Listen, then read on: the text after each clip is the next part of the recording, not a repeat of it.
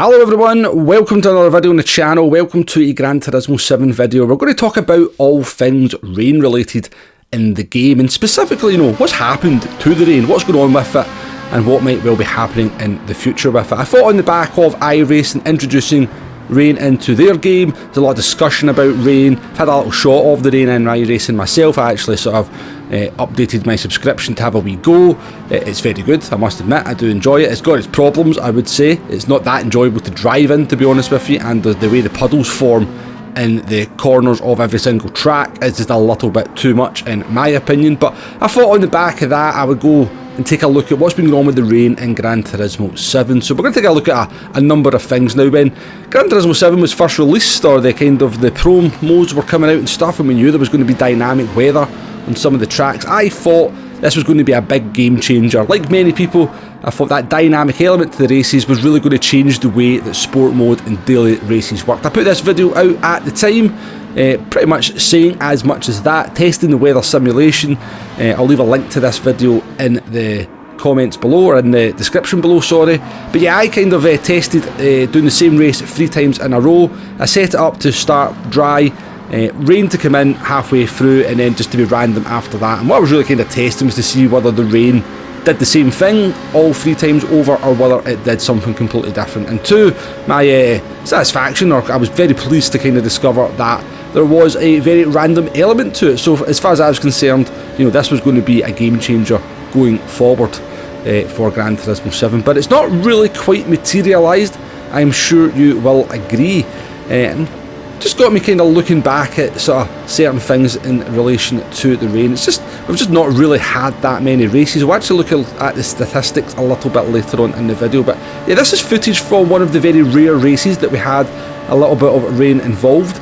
It's at Le Mans in the Group 4 machinery it's the no chicane variation. One thing that I kind of noticed looking back at this replay footage was, like, where's the spray going? Especially in the back, having a wee go at iRacing, where the spray is absolutely insane when you're behind another car. I was kind of really, when I'm looking back on this footage, I'm going like, we're going down the Mulsanne straight at 175 miles an hour. The spray should be absolutely mental. Now, the track is not absolutely sodden here, so I thought, okay, right, I'll go and set up a custom race. So we're at the Red Bull Ring here. We're in a group, a GR86 from Toyota.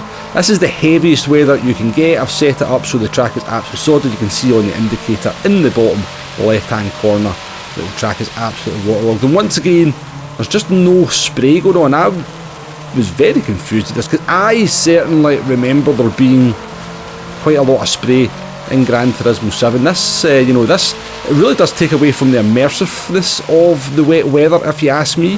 Now, you don't want to be absolutely blinded so you can't see. I get it, it's a game.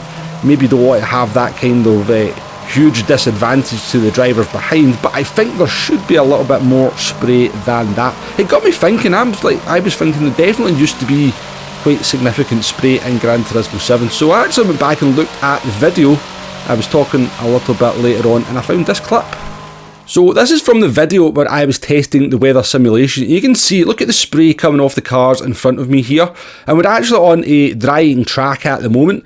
I'm actually on slick hard tyres. So you can see the sun's out here. The track has been wet and it is dry, but you can still see the spray being thrown off from the cars in front. So it's pretty clear there's been a massive reduction in the kind of quality of the spray, or whether that's been done for performance reasons, whether it's been done for gameplay reasons, I'm not sure, but you can quite clearly see there's a massive difference. I mean, I've got to admit, that looks so much better here on launch day Gran Turismo 7 compared to what we've got now.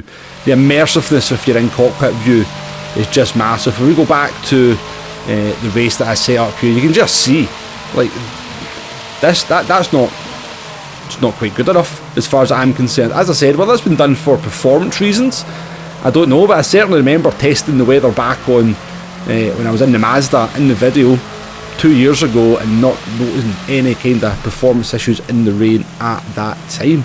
So it's a strange one, but there's definitely been a massive downgrade in the quality of the spray coming off the cars when we are driving in the wet. And for me, it really does hurt the immersiveness if you are driving in these conditions. Let me know what you think about that in the comments below. Moving on to the big elephant in the room, and that's just the lack of tracks and the number of tracks within the game that actually feature wet weather. Now, the game launched with 11 locations that have weather featured. There's none whatsoever in the Americas region that we're looking at the moment. Now, I was quite happy to accept that maybe, you know, they couldn't get wet weather into every track at launch, and they would include and start to add wet weather to various tracks as the game progressed. But 2 years down the line, not one track has ever seen wet weather added to it. Looking at the European region now, we do have Le Mans, Spa, Nürburgring, Red Bull Ring and Dragon Trail, or well, the Gardens variation of Dragon Trail that features rain. And looking at the Japanese region, we have Autopolis, Suzuka, Fuji, Tokyo Expressway, Tsukuba and High Speed Ring. So that's the 11 locations that feature rain. And as I said, I'm very disappointed that 2 years down the line, not one track has seen wet weather added. For example, Interlagos or Brands Hatch, you know, tracks that really should feature rain. What I think makes it all the worst is there actually is people out there that are able to add wet weather effects to tracks that don't officially feature it in the game using a jailbroken PS4 and a version of Gran Turismo 7 on that console.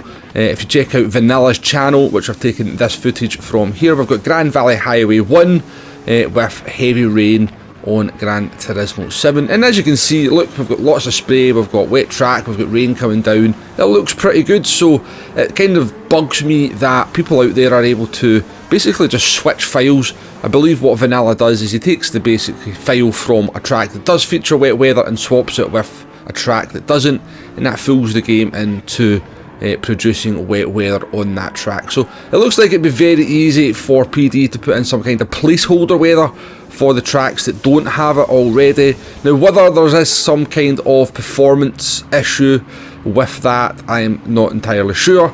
But if it is a performance issue, for me personally, I would say, you know, to hell with it. Let me just kind of deal with the performance issues if that's what happens when we add weather to some of these tracks. But it does frustrate me that it seems to be pretty easy to kind of put some kind of placeholder weather into the tracks. Vanilla even did it on GT Sport.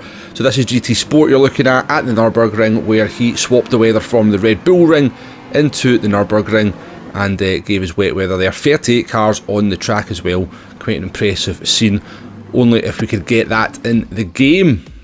And lastly, let's take a look at a few statistics based on the rain in the game. So what you're looking at here is the number of sport mode races that have been hosted on Gran Turismo 7 over the last 2 years. We've got 306 daily races split over race A, B and C. We've got 60 races under the Nations banner, 60 races under the Manufacturers banner. We've got 14 Toyota Cup races, and we've got 3 special event races, which you might remember were kind of replicas of some of the World Tour events. In total, that means we have had 445 races hosted on sport mode. Now, how many of those races do you think have featured rain? Well, let's take a look at that next. So on screen now is a list of the races that I can think of off the top of my head that have featured rain in Gran Turismo 7 Sport Mode. So we've got a selection there from the GT World Series, both Manufacturer and Nations. As for daily races, I can only really think of 4. We had the Le Mans no chicane with the Group 4 cars. We had Le Mans with the chicane in the Group 2 cars. Group 4 at Spa. We had Group 4 at the Nordschleife as well, and there was actually, believe it or not, a daily race Pointless that featured, I think it was Group 4 cars at Spa. Now there will be more than what's on the list there. I think I've actually missed it. I think there was actually a manufacturer's race at Fuji, if I remember off the top of my head now that I'm doing this commentary. So there's probably a few more than what we've got there, but I can't imagine it's going to be any more than 15 or 16 races. Given that we've had 445 sport mode races, it's definitely not featured a lot. Now, you definitely don't want to be oversaturating your races with rain, pun intended, but yeah, if you keep putting too much rain into the races, it definitely does get a little bit, kind of loses that magic, I guess, you know. So I don't think it's like something you want to be kind of putting in, week out, but it's certainly not being used a great deal. And to be honest with you, some of these races, even the ones that I'm remembering here, it hasn't really been sort of random dynamic weather. For some of them, it's actually just been a scripted weather sequence. I do remember one of the manufacturers race at the 24 hour been very scripted. The Suzuka race, which was a replica of the World Tour race, the weather was scripted to come in at Spoon. So even out of a small selection of races that have featured rain, not all of them have actually been random or dynamic. But I think it's fair to say that there's not been best use made of a very nice feature in the game. So for example, take this week's daily race C at Brands Hatch in the Group 4 machinery. Now imagine rain had been added to Brands Hatch at some point over the last 2 years. Now the combination of Group 4 at Brands is by no means a bad race, but yeah, after about 8 or 9 races I'm a little bit bored of doing it. Had there been a chance of rain in that race, even if it was like 1 in 10, I would find myself probably playing a little bit more of it, just to have that chance of being in that race where the crazy stuff starts to happen. But as it is, you know, we know what's going to happen. The strategy is very one-dimensional. You get bored of that race very quickly. So yeah, I just think, you know, PD need to make better use of this very nice feature in the game, and I don't think anybody is going to disagree with that. Do let me know in the comments below if you can think of any other races that have featured rain that I have not listed here. I know there is a Fuji race from the manufacturers, but there will be a few more. But I can't imagine there's any more than another 3 or 4 taking that list up to maybe 15 or 16 at most. But yeah, that's pretty much all I really want to talk about in regards to the rain in the game. Let's just do a little bit of a conclusion. So yeah, first up, there's just a criminal underuse of the wet weather in the game.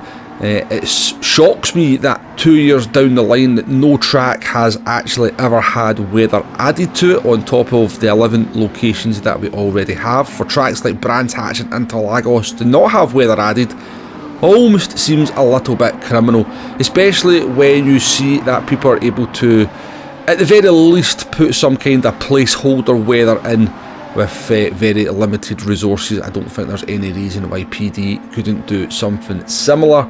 I was very surprised to see that the spray in the game has been significantly downgraded. Definitely has an impact on the immersiveness when you're driving in the rain as well. Yeah, I don't want to be completely blinded, but I would like to have a little bit of spray to kind of just give me that immersive feeling. But yeah, that's pretty much all I'm going to say about this one. Hopefully you've enjoyed this video. Let me know what you think of the rain. What's the reasons? Why is it not used? Did you notice the spray downgrade? Was that something that you weren't aware of? Yeah, let me know what you think about the rain in Gran Turismo 7. But thank you very much for watching, and I'll catch you on the next one. Goodbye now.